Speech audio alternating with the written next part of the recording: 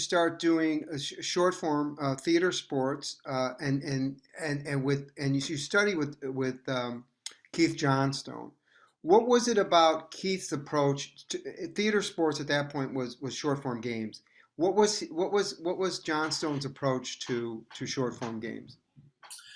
Johnstone's approach was very zen in that it was about not trying to be funny, underline trying. Um, his approach, and his approach still, is about being average. The more obvious you are, the more original. You know, basically trying to get improvisers to get out of their head and stop trying to be clever.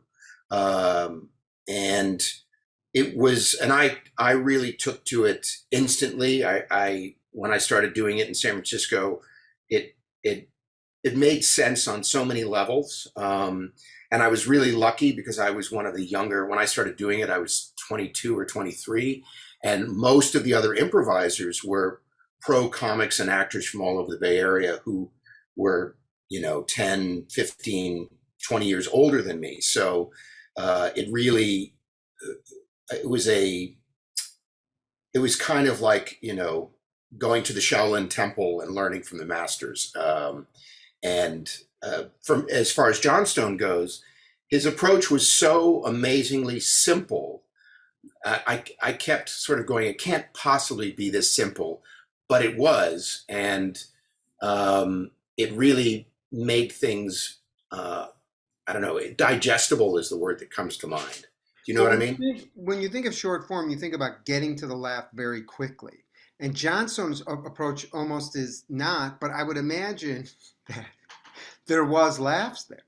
Sure. And one of the things that I gleaned out of doing that work for so long was the real comedy is getting, even if you're doing short form, and we had very dramatic conversations about short form versus long form back in the day. But even if you're doing short form, there's still story there. Johnstone's thing was there's still story and there's still something you can give to the audience. And the real belly laughs, the real sort of woof, as he used to say, from the audience when they're laughing as one organism, comes from narrative laughs. So if you're getting a laugh because of narrative, then that's a much more satisfying laugh than doing an improviser thing where you're making your friend in the fifth row laugh because he's in class with you. So he drew a big distinction between gags and I guess narrative laughter, for lack of a better term. Jimmy Carrane's a nerd. Jimmy Carrane's an improv nerd. Jimmy Carrane's a